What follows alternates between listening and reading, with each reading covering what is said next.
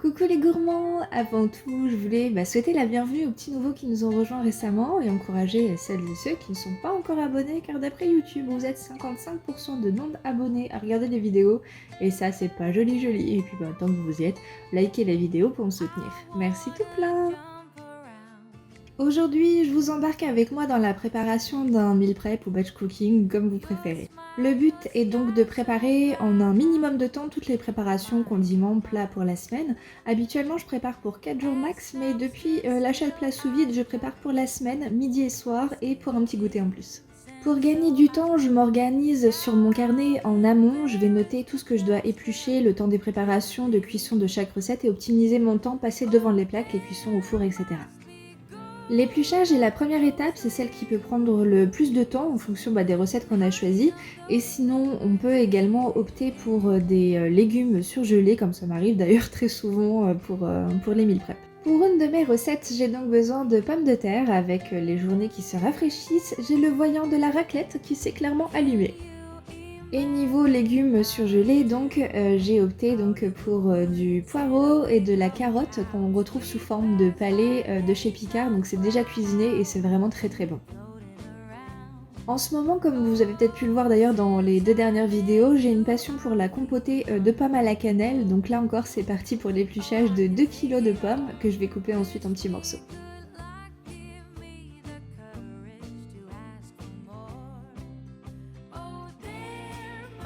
J'ai 4 plaques, donc je vais lancer 4 préparations en même temps. Les pommes de terre à l'eau, le riz qui sera le féculent principal de la plupart des plats, une fondue de poireaux et de carottes et les pommes que je vais lancer avec un petit peu d'eau, un sachet de sucre vanillé et je vais mettre à couvert pour une partie de la cuisson.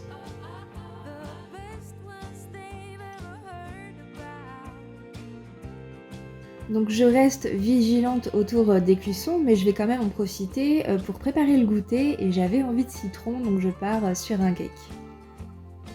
Je vais prendre le zeste de citron que j'ai choisi de non traiter pour l'occasion et à défaut d'avoir retrouvé mon zesteur, je vais essayer à la râpe. Bon, c'est pas très concluant, mais ça fait le job quand même.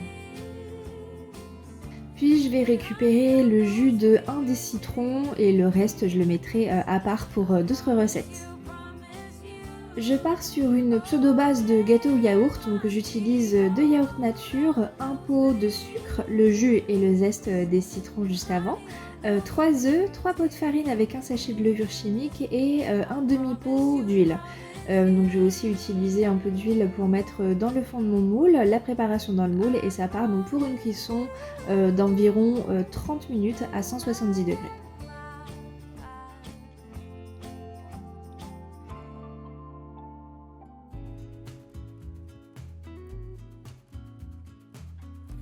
Donc le temps de la cuisson du gâteau, le riz a fini de cuire, il est égoutté, j'ai ajouté du beurre, du sel et du poivre. Les légumes c'est ok également, il reste les pommes de terre, on est sur une fin de cuisson, on est presque bon.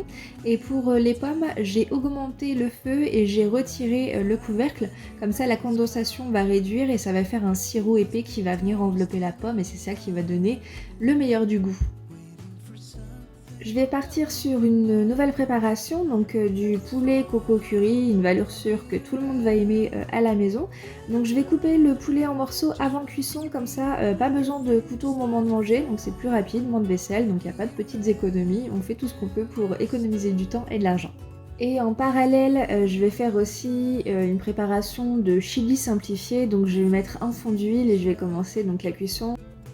Pour la viande hachée, je vais rajouter de la pulpe de tomate déjà parfumée à l'ail, puis je vais laisser mijoter. Et en toute fin, je rajouterai une conserve de haricots rouges et de maïs. Je rajoute du beurre pour faire dorer mon petit poulet. Ensuite, je vais rajouter donc le lait de coco et le curry que j'ajusterai en fonction de la cuisson et du goût qu'on souhaite avoir. Je vais rajouter beaucoup plus de curry que ce qu'on voit et bien entendu du sel et du poivre. Les pommes de terre sont égouttées et je les ai refroidies à l'eau froide. Donc ensuite, je vais les couper en lamelles d'environ 1 centimètre. En parallèle, j'ai aussi coupé des petites tranches de raclette. Mais je vais en profiter pour vous montrer où on en est au niveau des préparations. Donc le reste des citrons, je vais les garder pour les mélanger avec du vinaigre et faire des désinfectants ou de l'adoucissant maison. Et j'ai donc mis déjà toutes mes préparations dans les plats pour les laisser refroidir.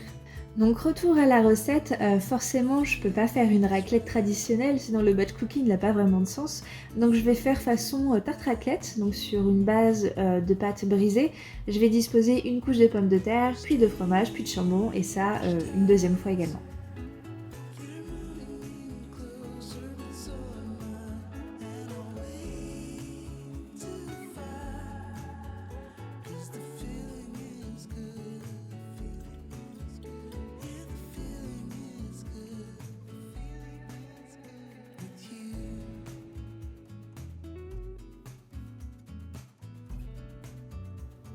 Pour lier l'ensemble durant la cuisson, je vais mélanger de la crème à un œuf, du sel et du poivre que je vais verser sur la tarte, que je vais ensuite enfourner 40 minutes à 180 degrés.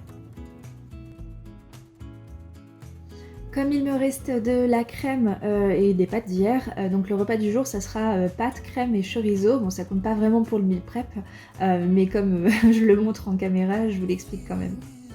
Dernière préparation pour ce meal prep, donc ça va être des pains à la poêle express façon naan.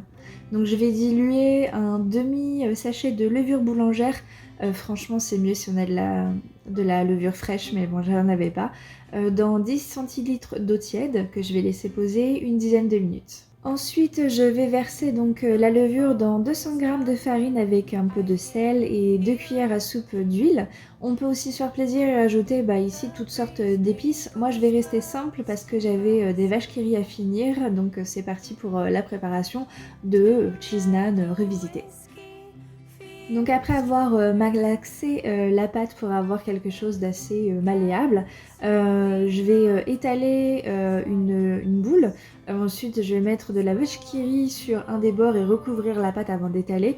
Bon au final j'ai opté pour une option beaucoup plus simple mais du coup j'ai pas filmé à ce moment-là, c'est que je fais deux petits disques, je les étale pour avoir des cercles à peu près du même diamètre, je mets de la vache qui rit sur le dessus, je recouvre avec un deuxième disque et je viens sceller l'ensemble. Mais malheureusement j'ai pas filmé à ce moment-là, mais c'est beaucoup plus simple de le faire dans ce sens.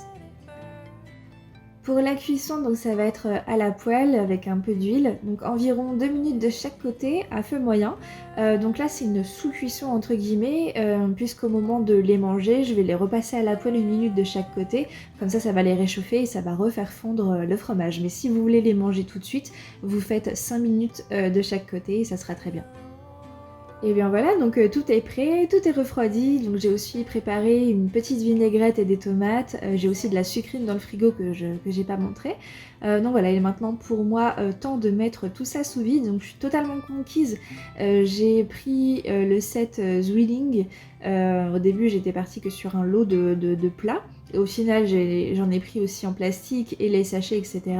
Donc c'est simple, on met tout ce qu'il faut, notre préparation pardon, à l'intérieur. On vient mettre le couvercle et avec l'appareil, ça va venir vider l'air.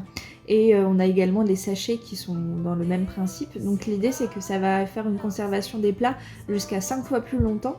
Et puis là, donc ça fait 2 mois que je les utilise et je changerai ça pour rien au monde. Au contraire, j'en ai même donc racheté en sup comme ça justement pour faire les meal preps hyper pratique.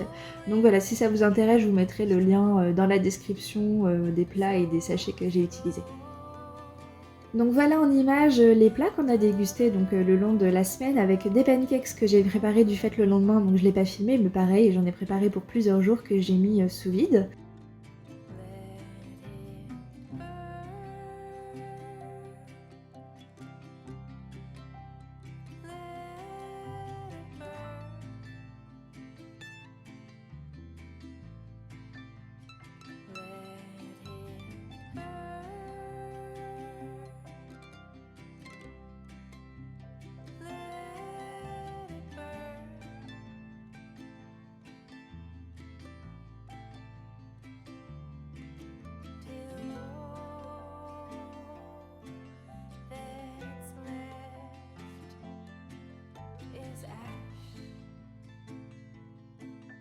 sous vide. Et bien voilà mes gourmands, bah dites-moi les plats qui vous plaisent le plus et ceux que vous allez peut-être réessayer. Et c'est là-dessus que je vous abandonne et on se retrouve très bientôt pour une prochaine vidéo. Et des bisous!